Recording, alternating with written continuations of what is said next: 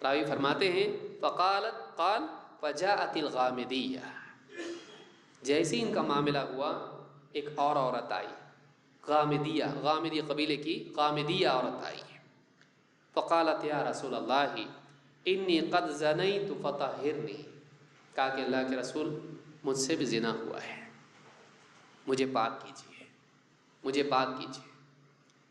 وَأَنَّهُ رَدَّهَا، فرماتی ہیں وَأَنَّهُ رَدَّهَا، آپ صحابی کہتے ہیں، راوی کہتے ہیں کہ آپ نے اس کو بھی لوٹا دیا ہے۔ فَلَمَّا كَانَ الْغَدُ، جب اگلا دن آیا، قالت یا رسول اللہ لِمَ تَرُدُّنِي، اگلے دن آ کے کہا اے اللہ کے رسول آپ مجھ کو کیوں واپس لوٹاتے ہیں، آپ واپس کیوں لوٹا رہے ہیں مجھ کو؟ لعلک ان تردنی کما رددت معیزا، شاید آپ مجھ کو ویسے ہی واپس لوٹا رہے ہیں جیسے معیز کو لوٹایا تھا۔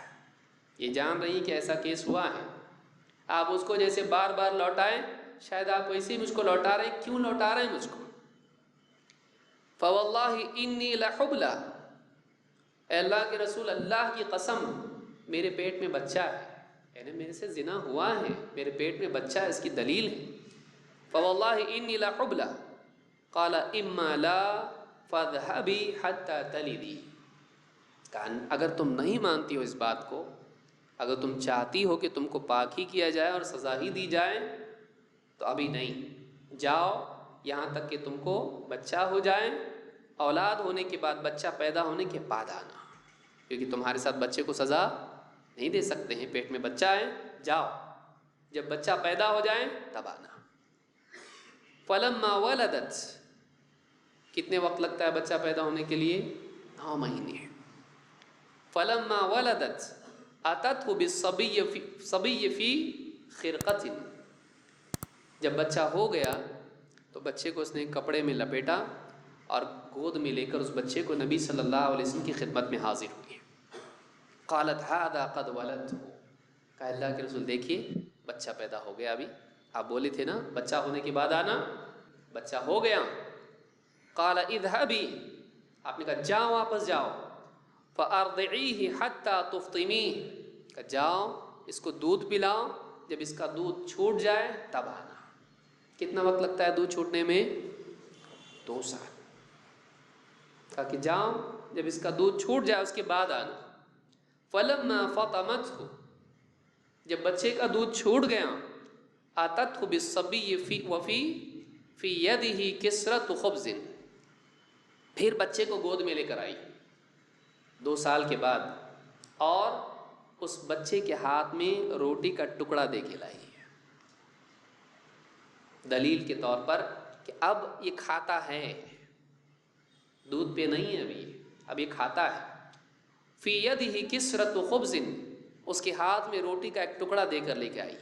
فقالت ھذا یا نبی اللہ قد فطمتہ، اے اللہ کے نبی دیکھیے اب بچے کا دودھ چھوٹ گیا، وقد اکل الطعام، اب یہ کھانا کھاتا ہے۔ فدفع الصبی الی رجل من المسلمین، اب تو وقت ہو گیا، اس سے زیادہ اس پہ تاخیر نہیں کر سکتے ہیں، آپ نے اس بچے کو مسلمانوں میں سے کسی کے حوالے کیا۔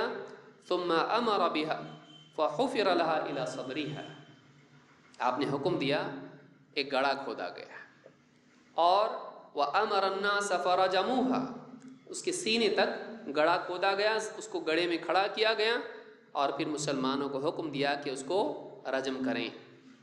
فیقبل خالد بن الولید بحجر، حضرت خالد نے ولید رضی اللہ تعالیٰ نے پتھر اٹھایا، فرما رأسها، اس کو مارا تو جا کے اس کے سر میں لگا۔ فتنضح الدم على وجه خالد فسبها، اس کا خون اڑ کے حضرت خالد رضی اللہ تعالیٰ کے چہرے پر آیا، جب چہرے پر خون کی قطرے اڑے تو حضرت خالد نے اس کو برا کہا، اس عورت کو کوئی بری بات کہی، اللہ برا کرے، یا جو بھی اس طرح کی بات کہی، زانیہ یا جو بھی کہا اللہ عالم۔ فسبها، انہوں نے اس عورت کو ایک بری بات کہی۔ فسمع نبی اللہ صلی اللہ علیہ وسلم سبہ ایاہا، اللہ کے نبی صلی اللہ علیہ وسلم نے حضرت خالد کی وہ سخت بات سنی جو انہوں نے اس عورت کے لیے کہی تھی۔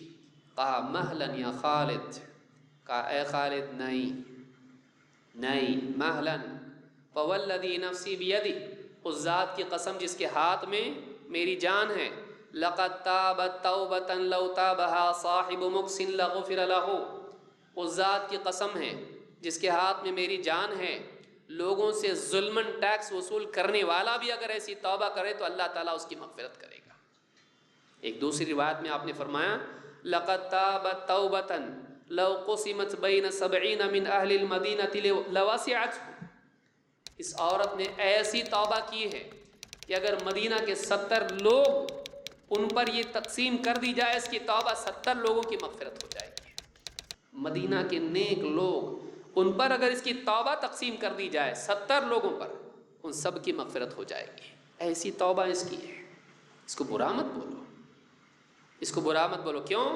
وَهَلْ وَجَدْتَ تَوْبَةً أَفْضَلَ مِنْ أَنْ جَادَتْ بِنَفْسِهَا لِلَّهِ تَعَالَى، اس سے زیادہ اچھی توبہ تم کو کہاں ملے گی کہ اس نے اللہ کی خاطر اپنی جان دے دی ہے، اپنے آپ کو پیش کر لیا اللہ کے لیے، جبکہ اس کا کوئی گواہ نہیں، اپنے آپ کو پیش کیا کہ اللہ کی طرف سے اس کو سزا ملے، اے اللہ کے رسول مجھ کو پاک کیجیے۔ کیوں؟ میں آخرت میں گندگی کے ساتھ نہیں جانا چاہتی، اللہ کے سامنے کھڑا ہونا ہے ایک دن، اللہ کے سامنے میں گناہ کے ساتھ کھڑے نہیں ہونا چاہتی، زنا کا گناہ، مجھ کو دنیا ہی میں پاک کر دیجیے تاکہ میں یہاں سے پاک ہو کے اپنے رب کے پاس جاؤں۔ جس انسان کی زندگی میں یہ چیز ہو، سوچیے جان اس کی دے دی جائے اور وہی چاہے کہ نہیں میں رب کا سامنا نہیں کر سکتی اس گناہ کے ساتھ، میں آخرت میں قدم نہیں رکھ سکتی اس گناہ کے ساتھ، یہیں پہ پاک کر دیجیے مجھ کو، یہیں پہ مجھ کو سزا دے دیجیے۔ کیوں؟ اس لیے کہ اسلام کا قاعدہ ہے کہ جب کسی مسلمان پر شرعی حد قائم کی جاتی ہے تو پاک ہو جاتا ہے، اس سے گناہ کیا ہو جاتا ہے؟ پاک ہو جاتا ہے۔ تو کہا کہ مجھ کو پاک کیجیے۔ 2 صحابی دیکھیے، پہلے حضرت ماعز اور دوسری یہ غامدیہ عورت، زنا جیسا گناہ ہوا ہے، لیکن گناہ سے جو شر ان کی زندگی میں داخل ہوا اس سے بڑی خیر ان کو نصیب ہوئی ان کی توبہ سے۔ توبہ کر کے انہوں نے وہ مقام پا لیا جو ہم لوگ اپنی نیکیوں سے، بڑی بڑی نیکیوں سے نہیں پا سکتے، کہ مدینہ کے 70 گھروں پر اس کی توبہ تقسیم کر دی جائے تو ان کی مغفرت ہوگی۔ یہ کہاں سے طاقت آئی؟ للہیت۔ ایک انسان اللہ کو پانے کے لیے، آخرت کے خوف سے، آخرت کی نجات کے لیے ہر چیز کو کھونے کے لیے تیار ہو، یہ آمادگی اگر انسان میں ہے، یہ آدمی بڑا آدمی ہے۔ آپ سوچیے اس عورت کی کتنی کروٹیں اس بات پر اس نے کروٹیں لی ہوں گی کہ میں کسی طرح سے پاک ہو جاؤں۔ وہ بولی نہیں، بچہ پیٹ میں ہے، وہ خود اپنی جگہ ایک تکلیف ہوتی ہے، اس نے انتظار کیا، بچہ پیدا ہوا، فوراً اس کو کپڑے میں لپیٹ کے آئی، اب پاک کیجیے۔ آپ نے کہا نہیں جاؤ دودھ پلاؤ، 2 سال تک دودھ پلائی، اس کے بعد پھر لے کے آئی اور واپس نہ بھیج دیں اللہ کے رسول صلی اللہ علیہ وسلم، اس کے لیے ہاتھ میں اس کی روٹی کا ٹکڑا دیا، اب کھاتا ہی ہے، اب تو پاک کیجیے مجھ کو۔ یہ جو آمادگی ہے، یہ آخرت کا فکر اور یہ جہنم کا خوف، یہ اللہ کی ناراضگی کا خوف اگر آدمی کی زندگی میں آئے، وہ کیسے اعلیٰ انسان نہیں ہوگا؟ اس سے بہتر انسان کون ہو سکتا ہے؟ اس بات کو دیکھ کر، اس عورت کی توبہ کی قوت کو دیکھ کر، آپ نے گناہ تو رہ گیا، اس کی توبہ اتنی اچھی ہو گئی کہ اگر لوگوں پر تقسیم کر دی جائے، مدینہ اس زمانے کا مدینہ کے لوگ، اس زمانے کے لوگ، کہا کہ مدینہ کے 70 لوگوں کے اوپر اس کو تقسیم کر دیا جائے، سب کی مغفرت ہو جائے گی۔ ایسی توبہ اس کی ہے۔ کیسے انسان اعلیٰ ہوتا ہے؟ ان اوصاف سے کہ وہ اللہ کو کھونا اس پر راضی نہ ہو، وہ آخرت کی ناکامی پر راضی نہ ہو، اس کی نگاہ میں اللہ سب سے اوپر ہو، اس کی نگاہ میں آخرت سب سے اونچی ہو۔ یہ آدمی، یہ چیز آدمی کو قیمتی بناتی ہے۔ اس کا کچھ حصہ بھی اگر ہم کو مل جائے تو ہماری تقدیر، ہماری قسمت ہے، کچھ حصہ بھی اگر اس کا مل جائے۔ یہ صحابہ ہیں، امام مسلم نے اپنی کتاب میں اس کو روایت کیا ہے، اور 2 صحابی انہوں نے اس روایت کو نقل کیا ہے۔